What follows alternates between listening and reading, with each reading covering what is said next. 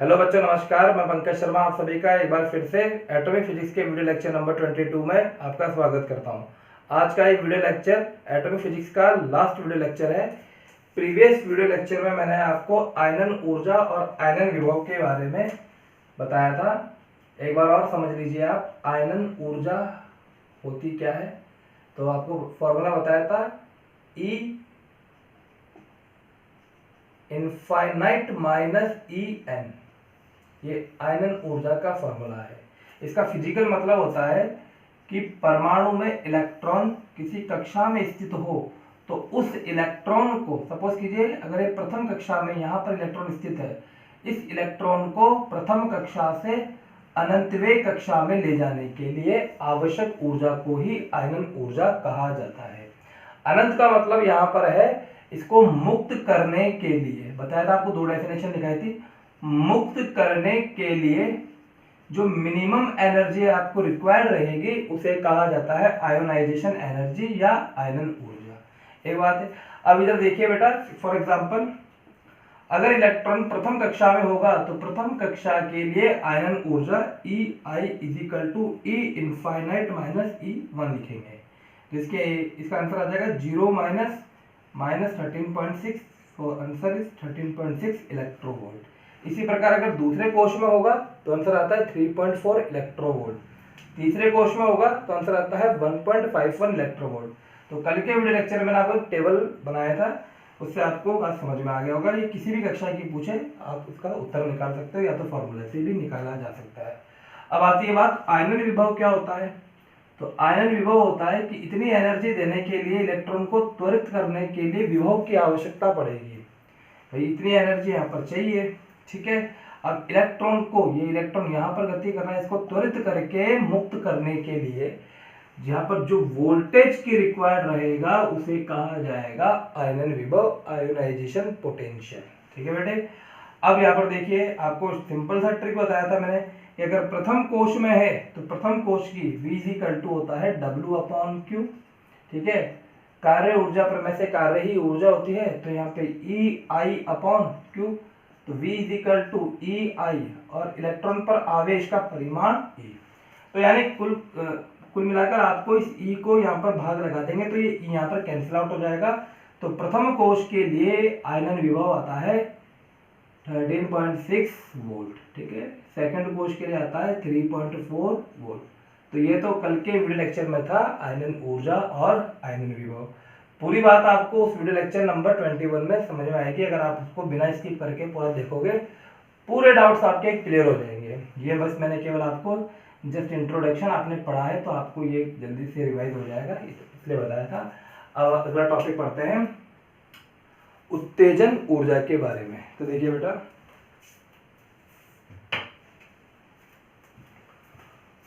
उत्तेजन ऊर्जा या इसे उत्तेजित ऊर्जा भी कहा जाता है।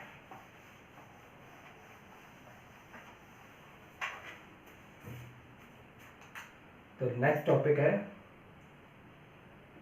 उत्तेजित ऊर्जा।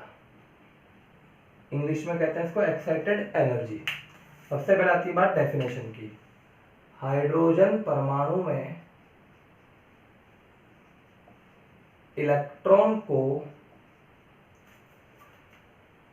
आंतरिक कोश से, आंतरिक का मतलब आप हमेशा ध्यान रखना जो नाभिक के पास होते हैं, ठीक है बेटा। यहाँ पर इनफाइनाइट है बाह्य कोश और आंतरिक कोश अंदर वाले कोश की बात करते हैं, 1 2 3 4 इस तरह के। हाइड्रोजन परमाणु में इलेक्ट्रॉन को आंतरिक कोश से बाह्य कोश में स्थानांतरित करने के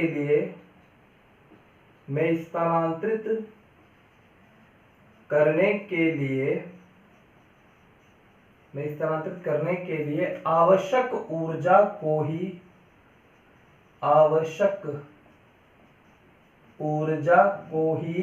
क्या कहा जाता है, उत्तेजन ऊर्जा कहा जाता है। उत्तेजन बोलो चाहे उत्तेजित बोलो, बात एक ही है, उत्तेजन ऊर्जा कहा जाता है।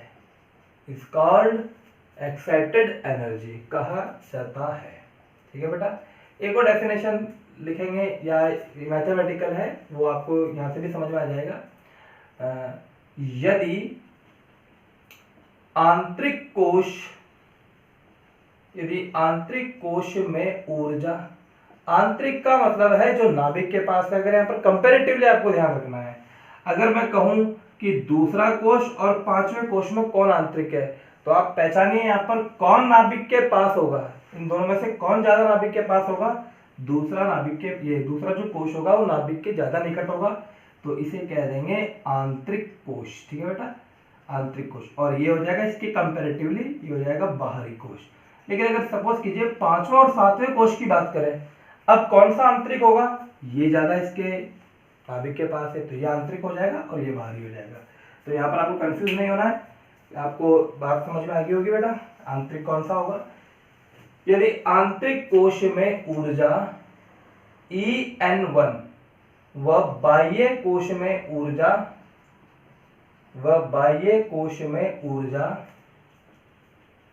En2 हो तो उत्तेजन ऊर्जा, फॉर्मूला क्या होगा बेटा, En2 माइनस En1। इस फॉर्मूले को आप ध्यान रखिए, ये आपके बहुत काम आने वाला है। ठीक है, आयरन ऊर्जा में यहां पर इनफाइनाइट आ जाता था, उसमें तक सिंपल सा लॉजिक था कि इलेक्ट्रॉन को मुक्त करना है। अगर प्रथम कोश में है तो प्रथम से अनंत में ले जाने के लिए, अनंत का मतलब सीधा सा मतलब है बाहर ले जाना है हमें। अनंत वैसे कोई कोश होता नहीं है, लेकिन अनंत का मतलब यहाँ पर बाहर से है कि उसको मुक्त कर दिया उस नाभिक के बंधन से। और यहाँ पर उत्तेजित है कि प्रथम से द्वितीय में ले जाने के लिए कितनी एनर्जी चाहिए, द्वितीय से तृतीय में ले जाने के लिए कितनी चाहिए, तीसरे से पांचवें में ले जाने के लिए कितनी चाहिए। प्रश्न कराऊंगा और आपको बात समझ में आ जाएगी। इसमें हमेशा ध्यान रखना कि N2, इस पूरे चैप्टर में हमेशा ध्यान रखना बेटा, N2 is greater than N1 होगा। ये ऐसा कभी नहीं हो सकता कि N1 बड़ा आ जाए। N2 का मान हमेशा N1 से बड़ा होगा, चाहे आप कोई सा भी डेरिवेशन पढ़ें। अगर आप 1/λ equal to R 1/N1 square minus 1/N2 square भी पढ़ेंगे, तब भी ये रिलेशन याद रखना है आपको। N2 की वैल्यू N1 से बड़ी होगी। N2 का मतलब होता है बाहरी कोश और N1 का मतलब होता है आंतरिक कोश। ठीक है, ये आपका कॉन्सेप्ट हो गया। अब मैं इसमें प्रश्न कराता हूं आपको, 2 क्वेश्चन कराता हूं, जिससे आपको चीजें समझ में आ जाएगी। तो ये फॉर्मूला आपको नोट करना है।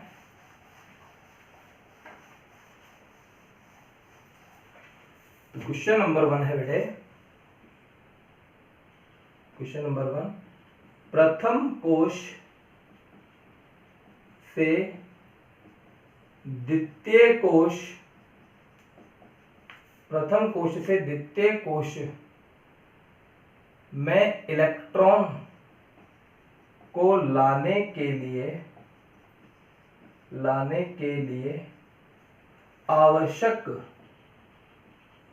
उत्तेजन ऊर्जा ज्ञात करें। आवश्यक उत्तेजन ऊर्जा ज्ञात करें।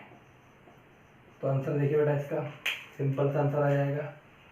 फॉर्मूला होता है उत्तेजन ऊर्जा का फॉर्मूला है E excited is equal to En2 minus En1।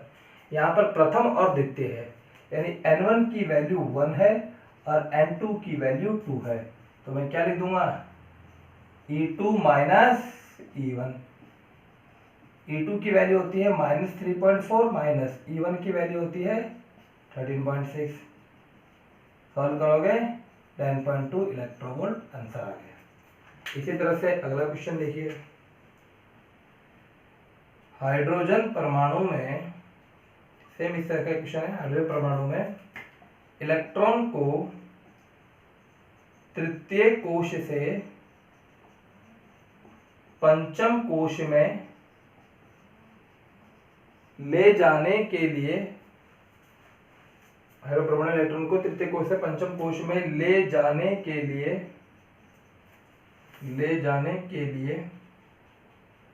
किसका मैसेज है, हाइड्रोजन परमाणु इलेक्ट्रॉन को तृतीय कोश से पंचम कोश में ले जाने के लिए आवश्यक उत्तेजन ऊर्जा ज्ञात करें। आवश्यक उत्तेजन ऊर्जा ज्ञात करें। देखिए बेटा इसका सॉल्यूशन यहाँ पर बताता हूँ। इसका solution solve E excited is equal to En2 minus En1। यहाँ देखिए तृतीय कोश से पंचम कोश, तो N1 की वैल्यू आ गई 3 और N2 की वैल्यू आ गई 5। तो E excited is equal to E5 minus E3। अब आपको E5 की वैल्यू बतानी है, तो ये आपको हमेशा ध्यान रखना है हाइड्रोजन परमाणु के लिए। E1 is equal to minus 13.6, E2 is equal to minus 3.4, E3 is equal to minus 1.51, E4 is equal to minus 0.85 और E5 is equal to minus 54। तो यहाँ पर आ जाएगा माइनस 0.54 माइनस E3 की वैल्यू माइनस 1.51। तो 1.51 में से 0.54 कैंसिल आउट कर दीजिए, तो आंसर आ जाएगा यहाँ पर 0.97 इलेक्ट्रोवोल्ट। सही है ना? ठीक है, ये आंसर है बेटा। अब कोई बात समझ में आ गई होगी। आयनन ऊर्जा और उत्तेजन ऊर्जा, कल का टॉपिक था आयनन ऊर्जा, आज का टॉपिक है उत्तेजन ऊर्जा। तो बात आपको दोनों चीजें समझ में आ गई, ये आपका कंप्लीट हुआ। अब इसमें एक लास्ट टॉपिक बचता है, वैसे चैप्टर अब कंप्लीट हो चुका है। इसमें लास्ट टॉपिक है बोर मॉडल की कमियां। तो उससे पहले मैं आपको एक प्रश्न करा देता हूँ। किसी स्टूडेंट ने मुझसे पूछा था व्हाट्सएप के द्वारा, हालांकि ये प्रश्न एनसीईआरटी बुक का था और आज से 3 साल पहले आपका जो सिलेबस चलता था उसमें ये प्रश्न पूछे जाते थे, बुक के पीछे ही क्वेश्चन थे। हो सकता है बच्चे के पास में पुरानी बुक रखी हो, उसमें से उसने प्रश्न पूछा है। तो देखिए बेटा क्वेश्चन क्या है। क्वेश्चन है, मैं यहाँ लिख देता हूँ। तब हम पढ़ाते थे तो मैं इसको नोट्स में भी लिखा था, लेकिन अब ये आपके इस तरह के क्वेश्चन नहीं है। बाकी आपने जो पूरा चैप्टर पढ़ा तो आप इस तरह के क्वेश्चन भी कर सकते हो। तो देखिए बेटा प्रश्न है, हाइड्रोजन का एक प्रतिदर्श, प्रतिदर्श का मतलब होता है सैंपल। हाइड्रोजन का एक प्रतिदर्श किसी, प्रश्न मुझे सारे याद है, ऐसा नहीं है कि मुझे मैं भूल गया हूं, प्रश्न सारे याद है मुझे। हाइड्रोजन का एक प्रतिदर्श किसी उत्तेजित अवस्था, किसी उत्तेजित अवस्था, वहां पर लिखा हुआ है हाँ ए में है, किसी उत्तेजित अवस्था ए में है। इस प्रतिदर्श द्वारा, इस सैंपल द्वारा, इस प्रतिदर्श द्वारा 2.55 इलेक्ट्रोवोल्ट के फोटोन के अवशोषण से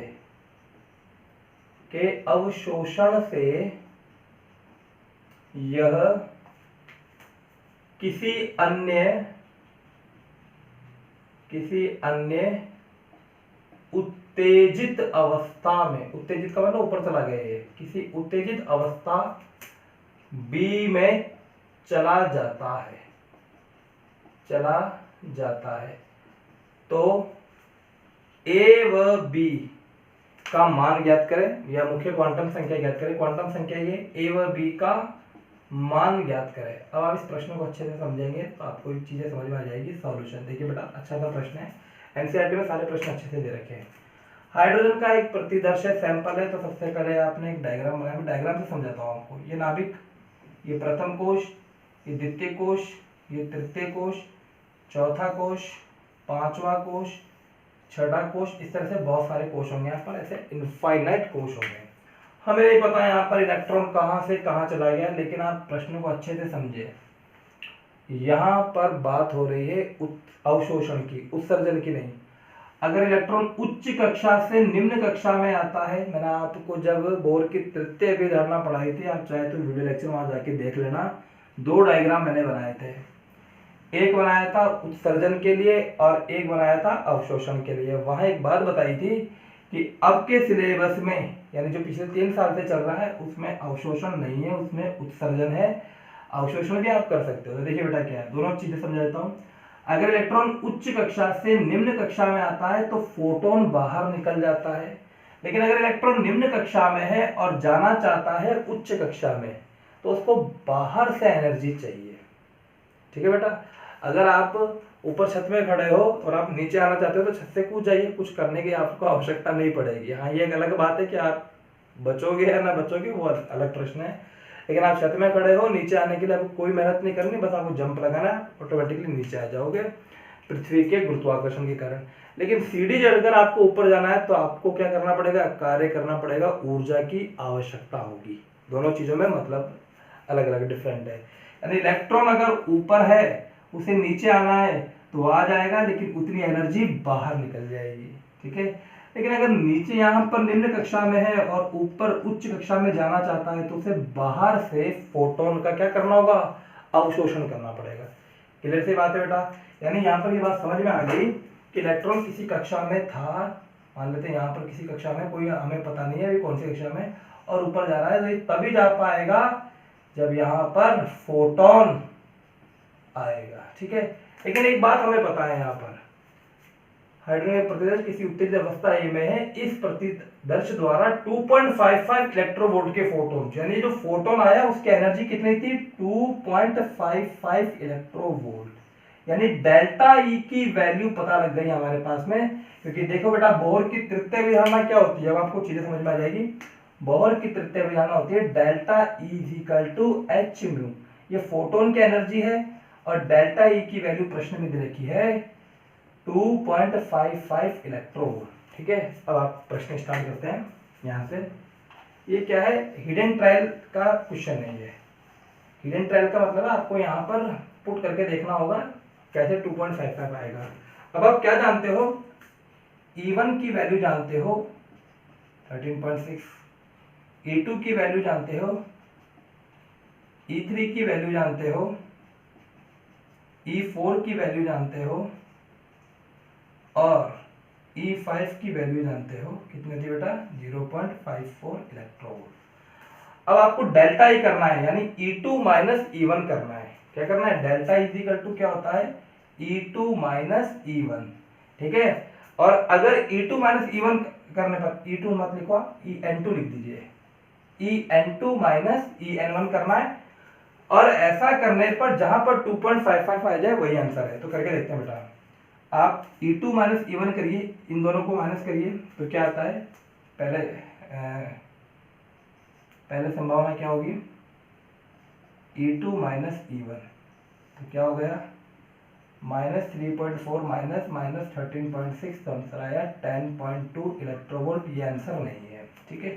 दूसरी संभावना क्या करा, E3 माइनस E1 करके देखो, ऐसे सारे करके देख रहा है, ठीक है। E4 माइनस E1, तो कहीं पर भी 2.55 नहीं आएगा। मैं डायरेक्ट आंसर बता देता हूँ, आप इसे कर करके एक एक चीजें करके देखोगे। यहाँ पर आपने करा E4 minus E2, delta E equal to E4 minus E2, देख तो बेटा क्या आंसर आएगा, 0.85 माइनस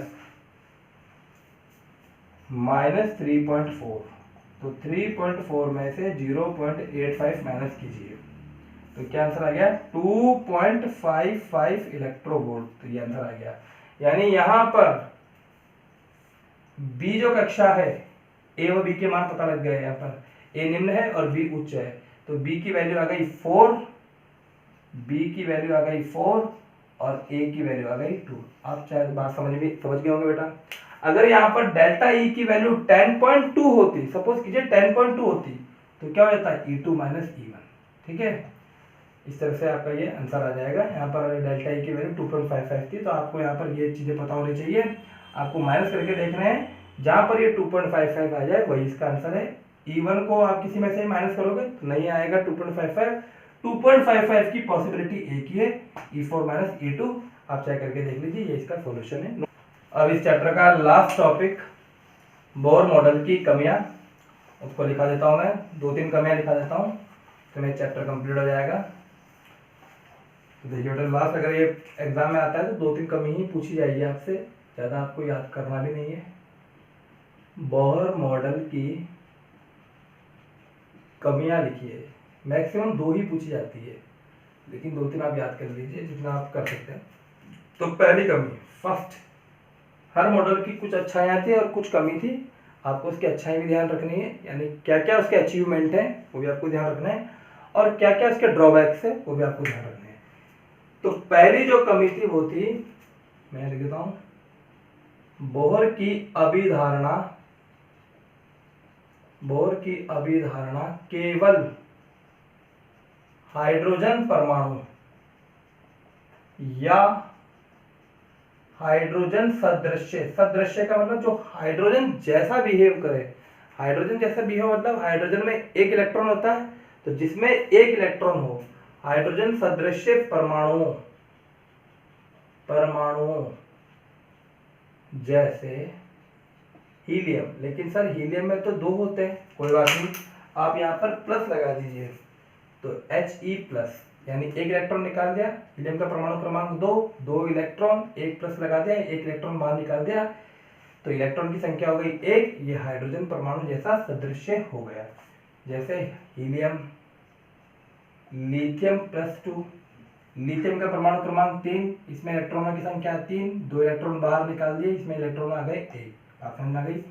तो बोर की अभिधारणा केवल हाइड्रोजन परमाणु या हाइड्रोजन सदृश्य परमाणु जैसे हीलियम Li+2 पर ही लागू होती है, पर ही लागू होती है। यानी आपको ध्यान रखना है Z=1, Z=2 और Z=3 पर ही लागू होती है। क्यों ऐसा, क्यों? क्योंकि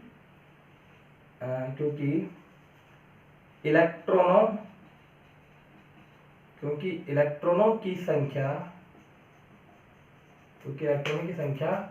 अधिक होने पर, इलेक्ट्रॉन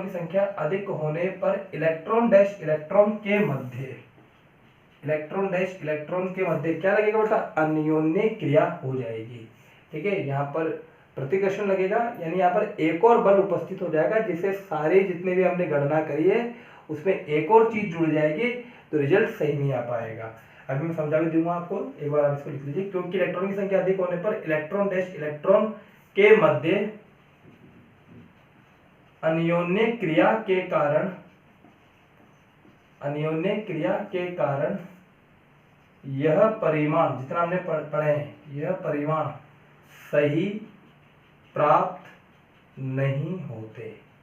अब समझिए आपको ये ध्यान रखना है कि ये बोर मॉडल केवल उन्हीं परमाणुओं में लागू होता है जिसमें इलेक्ट्रॉनों की संख्या 1 होती है।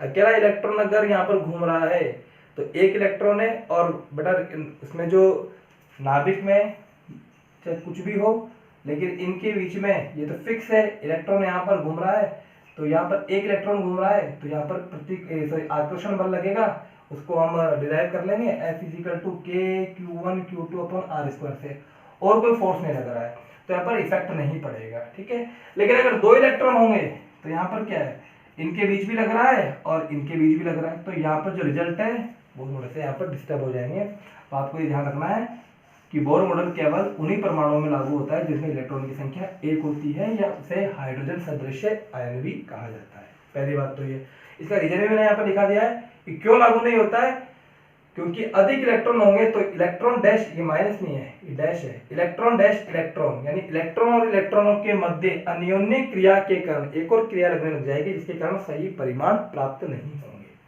सेकंड देख ली बेटे, बोर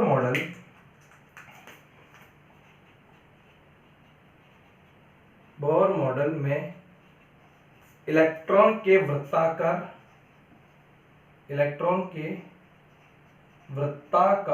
पथ पर गति के लिए बोर मॉडल में इलेक्ट्रॉन के वृत्ताकार पथ पर गति के लिए कल्पना की गई। समझा भी देता हूं इसको। बोर मॉडल में क्या बताया गया है कि इलेक्ट्रॉन का जो पथ होता है वो वृत्ताकार होता है, और इलेक्ट्रॉन केवल उन्हीं वृत्ताकार कक्षाओं में चक्कर लगाता है जिसमें इसका कोणीय संवेग h/2π होता है।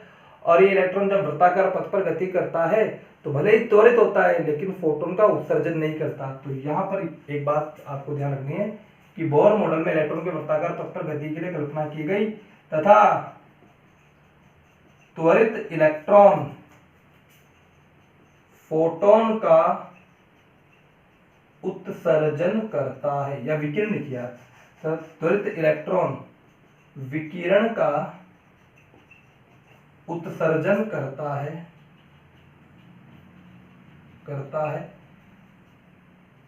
इस बात का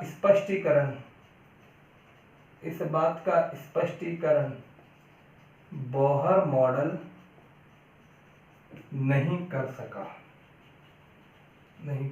समझिए बात को बेटा। देखिए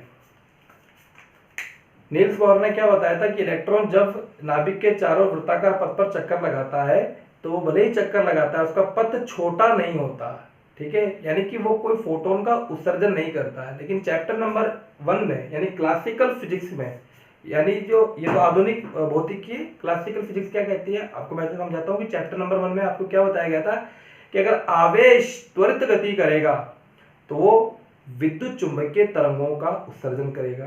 तो वहां पर आपके दिमाग में ये बात सेव होगी, आपने याद कर लिया होगा। लेकिन यहाँ आते ही चैप्टर में मैंने क्या बताया कि बोहर अंकल कह रहे हैं कि इलेक्ट्रॉन भले ही त्वरित गति कर रहा है लेकिन विकिरण का उत्सर्जन नहीं कर रहा।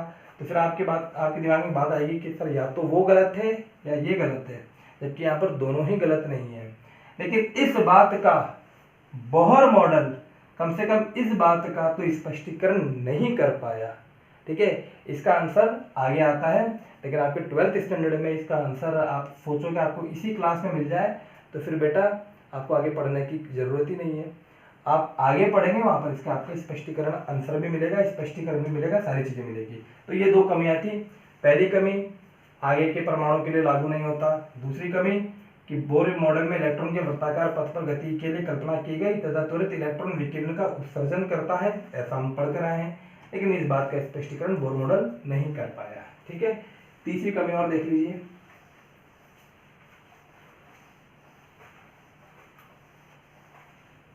जो तीसरी कमी है,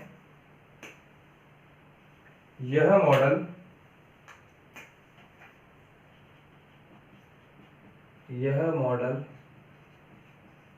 स्पेक्ट्रमी, जो हमने पढ़ा है लाइमन बामर पास्टन ब्रैकेट, यह मॉडल स्पेक्ट्रमी रेखाओं की तीव्रता के बारे में कोई जानकारी नहीं देता है।